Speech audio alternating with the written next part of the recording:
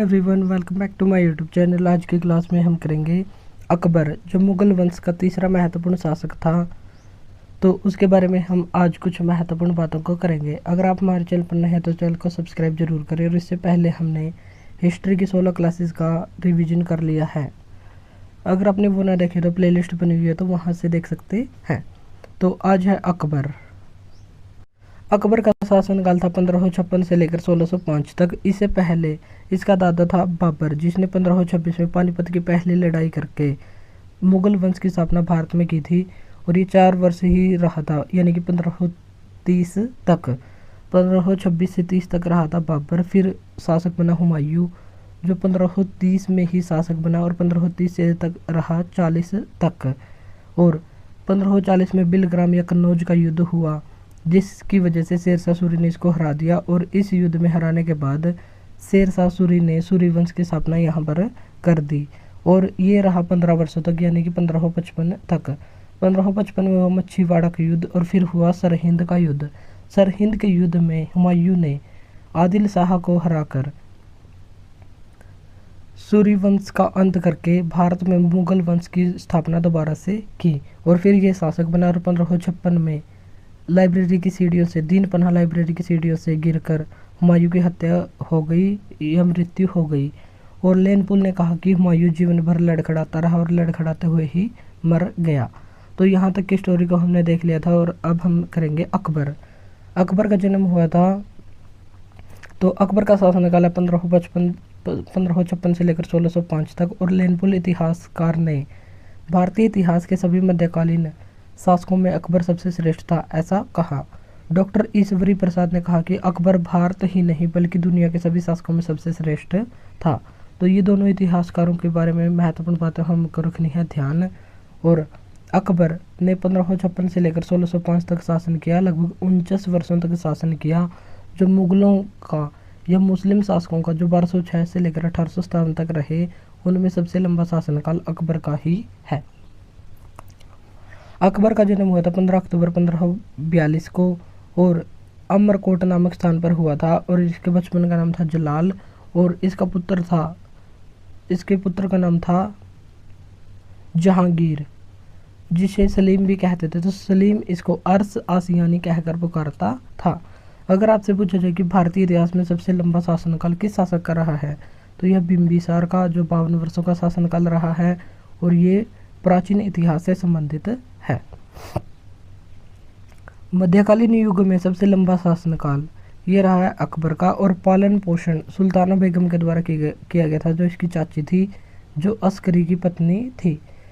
हमने देखा था कि हुमायूं जब 1540 में बिलग्राम या कन्नौज का युद्ध हुआ, तो वो दर बदर की ठोकरें खाता फिर रहा था। और 1542 में हुआ युद्ध। 1542 में हुआ अकबर का जन्म।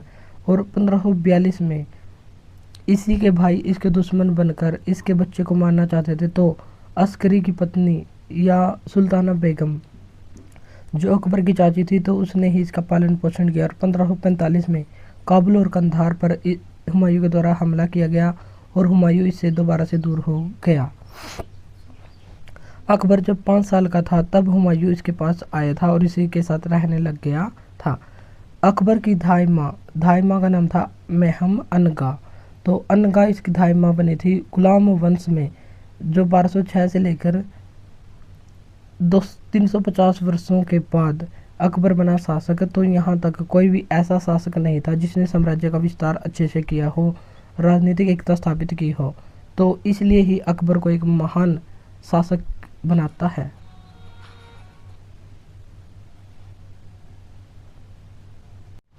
तो अकबर ने ही किया था साम्राज्य विस्तार, कश्मीर से लेकर कन्याकुमारी तक, और पूरे देश में एक ही व्यवस्था और स्थायित्व इसी के द्वारा स्थापित किया गया था। और ये ही चीज़ें अकबर को एक महान शासक की ओर लेकर जाती हैं। अकबर की पहली शादी रुकैया बेगम से हुई थी 1551 में, और 9 वर्ष की आयु में ये शादी हुई थी। लगभग 300 पत्नियां ये रखता था, और 35 पत्नियों को इसने शाही अधिकार दिए हुए थे। और हरम में जो निर्णय वगैरह होते थे, वो 35 पत्नियों के द्वारा ही लिए जा सकते थे। तो ये होते थे उनके शाही अधिकार। और ये आदेश वगैरह भी दे सकती थी। लेकिन जो 300 पत्नियां होती थी, ये बस पत्नियां ही होती थी, इनको शाही अधिकार प्राप्त नहीं थे। 1555 में यह युवराज घोषित हुआ। जब सरहिंद का युद्ध हुआ था तो सरहिंद के युद्ध में हुमायूं ने अकबर को अपना युवराज घोषित किया था और अकबर का शिक्षक अब्दुल लतीफ़ था जो ईरान से बुलाया गया था, लेकिन इसको पढ़ने लिखने में कोई रुचि नहीं थी, इसलिए अकबर रहा अनपढ़। और इसका एक और शिक्षक था सिराजी। सिराजी जब अकबर बड़ा हुआ तो उसको पढ़ाई की वैल्यू समझ आई, तो उसने सिराजी को नियुक्त किया और सिराजी ने उसको बहुत सारी पुस्तकें पढ़कर सुनाई। और अकबर कहता था कि अगर मैं सो भी जाऊं तो भी पढ़ते रहना, तो सिराजी ने बहुत सारी पुस्तकें अकबर को पढ़कर सुनाई। अकबर का राज्याभिषेक ये पंजाब के गुरदासपुर जिले के कलानौर गांव में 1556 में हुआ था, ईंटों के सिंहासन पर। और यह राज्याभिषेक बैरम खान ने अब्दुल कासिम खान के द्वारा करवाया था। और बैरम खान सिया था और जो मुगल शासक थे वो सुन्नी थे। और यही सिया आगे चलकर जो बैरम खान है तो बैरम खान को अकबर से दूर करेगा। ये अकबर का संरक्षक था और इसको खाने खाना सरदारों का सरदार की उपाधि दी गई थी। फिर हुआ पानीपत का दूसरा युद्ध और दूसरा युद्ध हुआ 5 नवंबर 1556 को अकबर और हेमू के बीच। अकबर इसमें जीत गया और हेमू इसमें हार गया। ऐसा माना जाता था कि हेमू इसमें जीत जाएगा क्योंकि हेमू के पास शक्तिशाली सेना थी। हेमू के हाथी कहा जाता कि हेमू के हाथी मक्खन खाते थे, लेकिन हेमू ने अपने तोप खाने को पहले भेज दिया और उसने कहा कि हम हाथियों के साथ पीछे पीछे जाएंगे। लेकिन हेमू की गुप्तचर व्यवस्था बड़ी अच्छी थी, तो उन्होंने पता लगाया कि हुमायूं के जो हेमू के तोप पहले ही आ चुके हैं। तो बैरम खान ने अपनी सेना को जल्दी से भेजकर उन तोप खानों पर नियंत्रण साबित कर लिया। इस प्रकार हेमू की सेना कमजोर हो गई और जब युद्ध अपने निर्णायक स्थिति में था, हेमू इस युद्ध को जीतने ही वाला था कि हेमू की आंख में एक तीर लग गया, जिससे हेमू अपने हाथी से नीचे गिर गया। और हेमू के हाथी का नाम था हवाई हाथी। तो हाथी से नीचे गिरकर तो हुमायूं हार गया और अकबर वहां पर जीत गया। और बाद में अकबर के दरबार में ले जाकर हेमू की गर्दन को काट दिया गया बैरम खान के द्वारा। तो इस प्रकार हेमू का अंत हो गया। और समस्याएं क्या क्या थी जब अकबर शासक बना? तो मिर्जा हकीम और एक था मुनीम खान, तो ये सौतेले भाई थे। ये इसकी काफ़ी समस्या थी।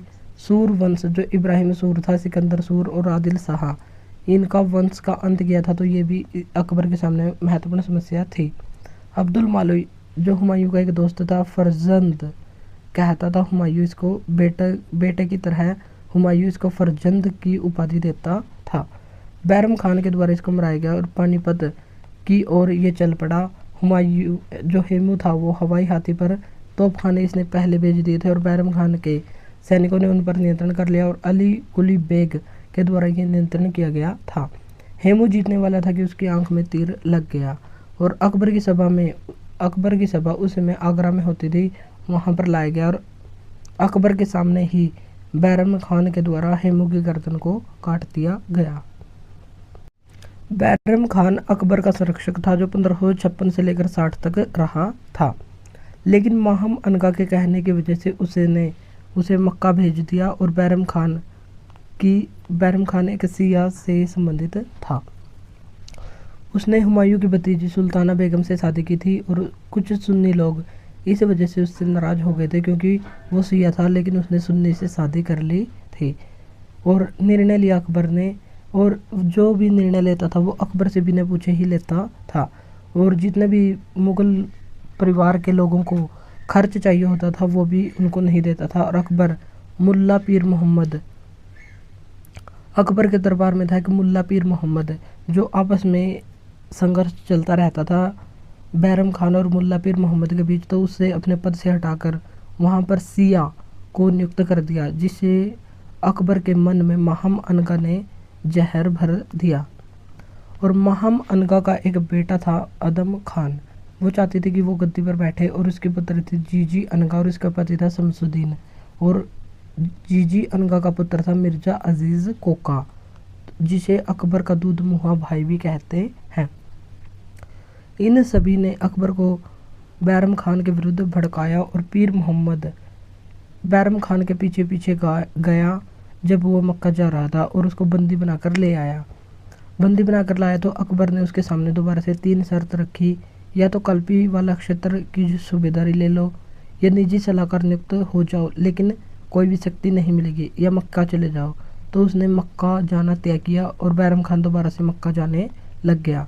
1560 में मक्का जाते हुए गुजरात के पाटन में मुबारक खान व्यक्ति के द्वारा बैरम खान की हत्या कर दी गई थी। बैरम खान ने मच्छीवाड़ा के युद्ध में मुबारक खान के पिता को मारा था, तो उसका बदला मुबारक खान ने 1560 में ले लिया। तो बैरम खान की हत्या हुई थी 1560 में मक्का जाते हुए मुबारक खान के द्वारा। 1560 से 62 में जो उसकी विधवा पत्नी थी, बैरम खान की विधवा पत्नी, तो उससे अकबर ने शादी कर ली और अब्दुल रहीम जो उसका बेटा था उसको अपना बेटा स्वीकार कर लिया और सलीमा बेगम से इसने शादी कर ली। आदम खान और माहम अनगा जो 1560 से 62 का शासनकाल माना जाता है, इसे कहते हैं पेटीकोट शासन, क्योंकि इसमें जो हरम में महिलाएं रहती थी विशेष रूप से माहम अनगा, तो माहम अनगा के इशारों पर यह शासन चला था, इसलिए से पेटीकोट शासन, स्त्रैण शासन या हरम दल का शासन या पर्दा शासन कहा जाता है। फिर 1562 में जब अकबर को यह महसूस होने लग गया कि हरम दल का शासन नहीं चलना चाहिए, तो आदम खान की हत्या अकबर ने करवा दी और 1562 में ही माहम अनगा की मृत्यु हो गई जो अकबर की दाई माँ होती थी। 1562 में अकबर ने हरम दल से मुक्त हो गया और 1562 में ही बाल विवाह पर रोक लगाई और 14 वर्ष बाल विवाह की न्यूनतम आयु कर दी और लड़कियों को अपनी मर्जी से शादी करने के लिए कहा, वे अपने माता पिता की इच्छा अनुसार शादी न करें, ऐसा भी अकबर ने कहा था। 1562 में सती प्रथा का अंत किया गया। 1562 में ही दास प्रथा का अंत किया गया अकबर के द्वारा।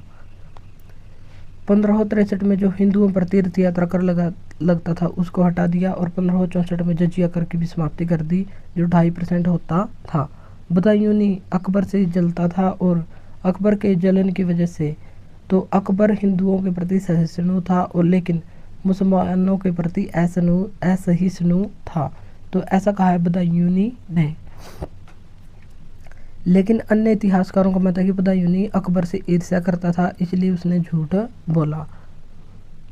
1579 में अकबर ने मजहर की घोषणा की थी कि इस्लामिक विवादों में ऐसी कोई स्थिति अगर बनी जिसमें कोई निर्णय न निकल पा रहा हो तो मेरा डिसीजन सर्वमान्य होगा और चाहे वो ईसाई हो, पादरी हो या मौलवी हो, तो उन सभी से ऊपर मेरा निर्णय होगा, लेकिन कुरान के विरुद्ध नहीं होगा।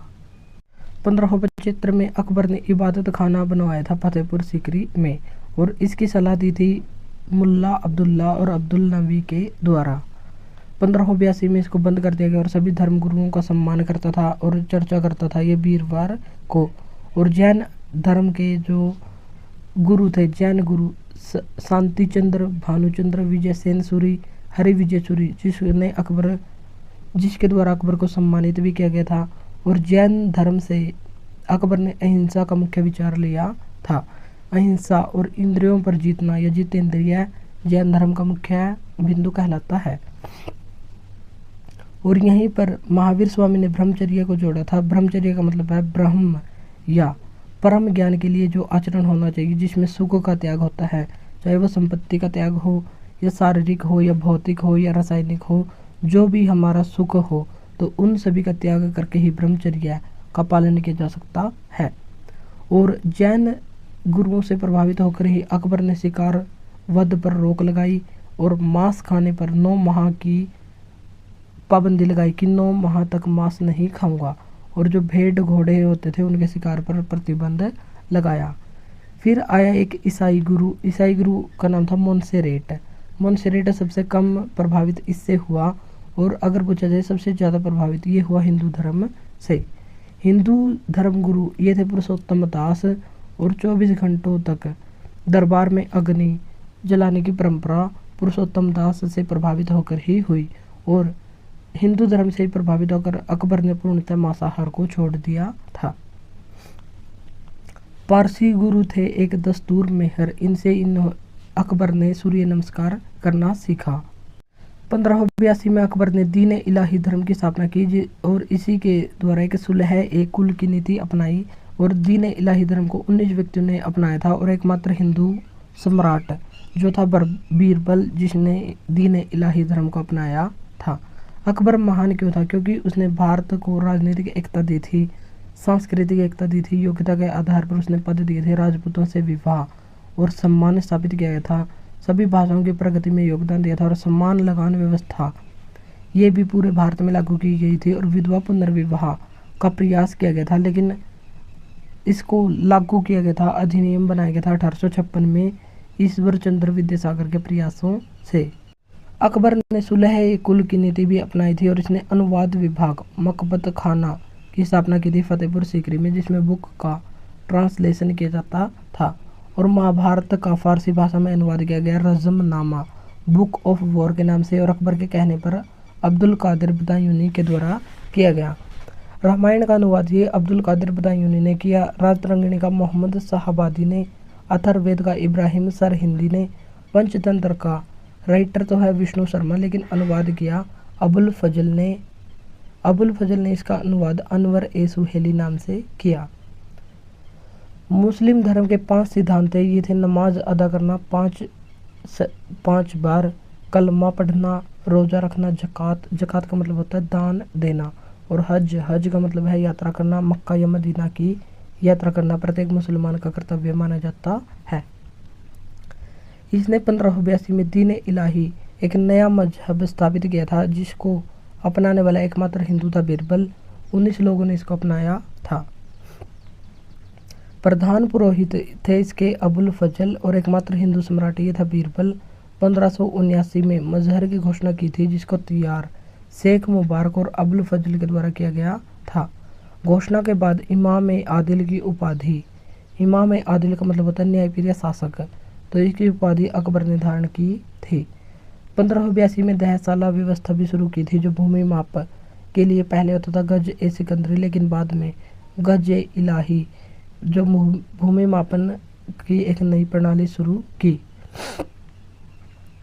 और दहसाला व्यवस्था में 10 साल का औसत निकालकर अगले 10 वर्ष तक के टैक्स को तय किया जाता था और इसमें बटाई का मतलब होता है ढेर के माध्यम से कर लिया जाता था और एक थी नाशक प्रथा, तो ये 2 प्रथा वहाँ पर प्रचलित थी। दहसाला व्यवस्था ये टोडरमल के द्वारा शुरू की गई थी और टोडरमल ने भूमि का विभाजन 4 श्रेणियों में किया था और ये 4 श्रेणी थी पोलज जहाँ पर हर वर्ष फसल होती थी। दूसरी श्रेणी होती थी प्रति जो 1 या 2 वर्ष तक खाली छोड़ी जाती थी। चाचर 3 या 4 वर्ष तक खाली छोड़ी जाती थी। बंजर जो 5 वर्ष से ज़्यादा समय तक खाली छोड़ी जाती थी और इस भूमि पर टैक्स नहीं लगता था। लगान 1/3 रखी जाती थी और हिंदी साहित्य का स्वर्णकाल अकबर के शासनकाल को कहते हैं। टोडरमल की जब्त प्रणाली ये अकबर ने एक जब्ती प्रणाली भी शुरू की थी और अकबर ने मनसबदारी प्रथा 1575 में शुरू की थी मंगोलिया से प्रेरित होकर। इसमें जात और सवार 2 पद रखे जाते थे। 7000 का मनसब यानी कि इसमें शासक को जो भी मनसबदार होता था उसको 7000 घोड़े रखने होते थे और सरकार की ओर से ये इनको वेतन मिलता था। लेकिन जहांगीर शाहजहां के समय 7000 सेना 7000 मनसब वाले को 7000 सेना रखनी अनिवार्य नहीं थी, वो कम सेना भी रख सकता था। दाग महाली प्रथा घोड़े और हाथियों पर प्रत्येक मनसबदार के अपने अपने विशेष साइन होते थे, विशेष चिन्ह होते थे ताकि वे आपस में न मिले। जात कम से कम 10 और ज़्यादा से ज़्यादा 12,000 10 घोड़ों से लेकर 12,000 घोड़ों तक होता था जात और इस जात को 66 श्रेणियों में विभाजित किया जाता था। अकबर का एक महत्वपूर्ण कथन है। अकबर ने कहा था कि एक सम्राट को हमेशा विजय का इरादा रखना चाहिए अन्यथा उसके दुश्मन उसके खिलाफ हथियार उठा लेते हैं। तो ये थे हमारी अकबर से संबंधित कुछ महत्वपूर्ण बातें और अगले क्लास में हम देखेंगे अकबर के विजय अभियान। तो इस प्रकार हम अकबर को कंप्लीट करेंगे कल को। तो आज के लिए इतना ही, मिलते हैं नेक्स्ट वीडियो में। Thank you.